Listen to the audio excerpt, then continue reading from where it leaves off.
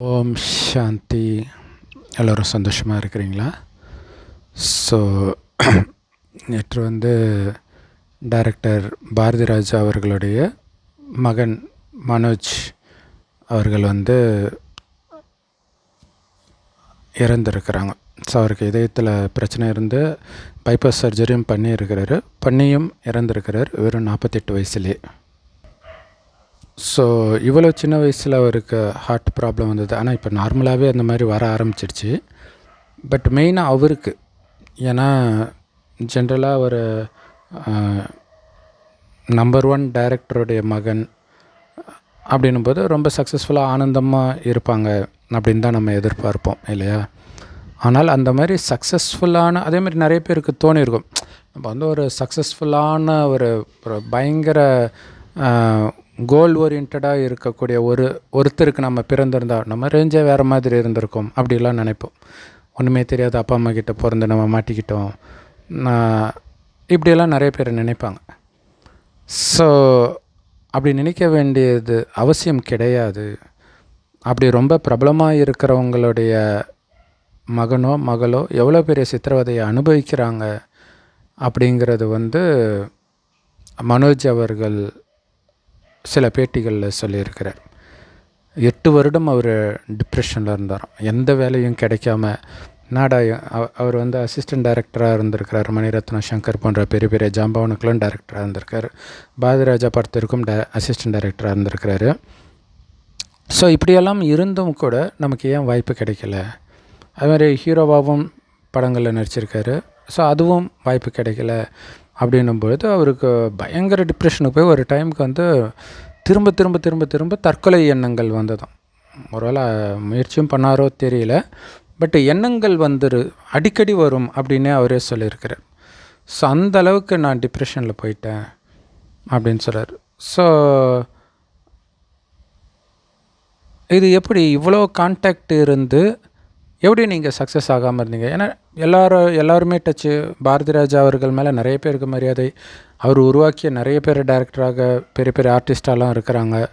அப்படி இருக்கும்போது இவருக்கு எப்படி வாய்ப்பு கிடைக்கல அப்படிங்கிறது ஒரு ஆங்கர் கேட்குறாங்க. அவர் ஒரே வார்த்தை அப்படின்ட்டார் இல்லை. ஒரு விதத்தில் ஃபெயிலியர் ஆகிறது வாழ்க்கையில் மிகப்பெரிய நன்மை, மிகப்பெரிய லாபம். என்ன அப்படின்னா, கடவுள்கிட்ட நம்ம புத்தி இணையும். அந்த விதி அப்படின்னா என்னன்றது தெரியும். திறமை இருக்குது, கான்டாக்ட் இருக்குது, எல்லாமே இருக்குது, ஆனால் வாய்ப்பு கிடைக்கல அப்படிங்கிறது அவருக்கே ஒரு பெரிய ஆச்சரியமாக இருந்தது. ஏன்னா இப்போ ரஜினிகாந்த் அவர்களையே அடிக்கடி அவங்க அப்பா டைரக்டர்லாம் இல்லைன்னா சூப்பர் ஸ்டார்லாம் எவனும் ஆக முடியாது இப்படியெல்லாம் சொல்லியிருப்பார். ஸோ அப்படி கிடையாது, அவங்கவுங்களுக்கு விதிக்கப்பட்டது தான் நடக்கும் அப்படிங்கிறத மனோஜ் அவர்களுடைய பேட்டி எடுத்துரைச்சிருக்குது. அதேமாரி லேடி சூப்பர் ஸ்டார்னு சொல்லப்படுற விஜயசாந்தி அவர்கள் கூட இதை பற்றி சொல்லியிருந்தாங்க. நம்ம நமக்கு பிடிச்சதை பண்ணுறோம், ஆனால் எல்லோருக்கும் வெற்றி வராது. அது ஒரு சிலருக்கு தான் வரும். வரலன்னா பரவாயில்ல, வந்ததை வச்சு நீங்கள் திருப்தியாக இருக்க கற்றுக்கணும் அப்படின்னாங்க. அது ஒரு பெரிய விஷயம் இல்லையா? நிறைய பேர் இன்றைக்கி மோட்டிவேஷன்ற பேரில் சும்மா ஸ்லைட்டாக வெற்றி கிடச்சிச்சின்னா போதும், உடனே இப்படி பண்ணணும் அப்படி பண்ணணும், நம்ம விடக்கூடாது, அது பண்ணக்கூடாது, இது பண்ணு அப்படின்னு. அது ஏற்கனவே பாவ புண்ணிய கணக்கில் பதிவாகி இருக்குது. டி ராஜேந்தர் அவர்கள் இதுக்கு முன்னாடிலாம் பழைய பேட்டியிலலாம் சொல்லியிருப்பார், என்ன தான் உடம்பு ஃபுல்லாக எண்ணெயை தடவிட்டு மண்ணில் உருண்டு பிறண்டாலும் ஒற்றை மண் தான் ஒட்டும் அப்படின்னு. ஸோ அவர்களுக்கு நிச்சயிக்கப்பட்டதுன்னு ஒன்று இருக்குது. ஆனால் உண்மையான சக்ஸஸ் என்னென்னா, தான் செய்வதில் தான் திருப்தியாக இருக்கிறாங்களா அப்படிங்கிறது தான் முக்கியமான விஷயம்.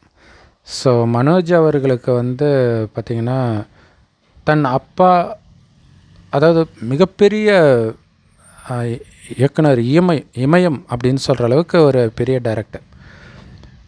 அப்படி இருந்த நான் ஆக்சுவலாக நிறைய பேர் ஒரு எடுத்துக்காட்டாகவே மேடையிலே பேச ஆரம்பிச்சிட்டாங்க. விதியுடைய வலிமையை சொல்வதற்காக பாருங்கள், நிறைய அதாவது பாரதி ராஜா கையில் குட்டு வாங்கினாலே பெரிய ஆள் ஆகிடலாம் அப்படின்னால சொன்ன ஒரு காலம். ஆனால் அவருடைய மகனை அவரால் பெரிய ஆள் ஆக்க முடியல. ஸோ இதுதான் விதியின் வலிமை அப்படிலாம் சொன்னாங்க. ஸோ இதெல்லாம் கூட அவருக்கு வந்து ஒரு டிப்ரெஷனை உருவாக்கியிருக்கலாம். ஸோ அந்த டிப்ரெஷன் வந்து அவர் வந்து எப்படியாவது நம்ம வந்து ஒரு படத்தை இயக்கணும், இயக்கி ஒரு பெரிய ஆளாகணும். என்னுடைய அப்பா பாரதி ராஜான்னு சொல்லலாம், இப்போ பாரதி ராஜாவுடைய மகன் தானே சொல்கிறாங்க. ஸோ அந்த ஒரு ஆதங்கம், வருத்தம், ஏக்கம் இதெல்லாம் இருந்துக்கிட்டே இருந்திருக்குது. ஸோ அதுக்கப்புறம் ஏதோ ஒரு படம் டைரக்ட் பண்ணார், அது வந்துச்சான்னு தெரியல. ஸோ அது சம்மந்தமாக தான் பேட்டியெல்லாம் கொடுத்துருந்தார். ஸோ அப்போ மெயினாக வந்து இந்த மாதிரி உங்களுக்கு தான் கான்டாக்ட் தெரியுமே அப்படின்னும் பொழுது, மறுபடியும் சொல்கிறேன், ஃபேட் விதிப்படி தான் நடக்கும் அப்படின்னு சொல்கிறார். ஏன்னா இப்போ கான்டாக்ட் இருக்குது, வெளியிலேருந்து நாம் பார்க்குறோம்.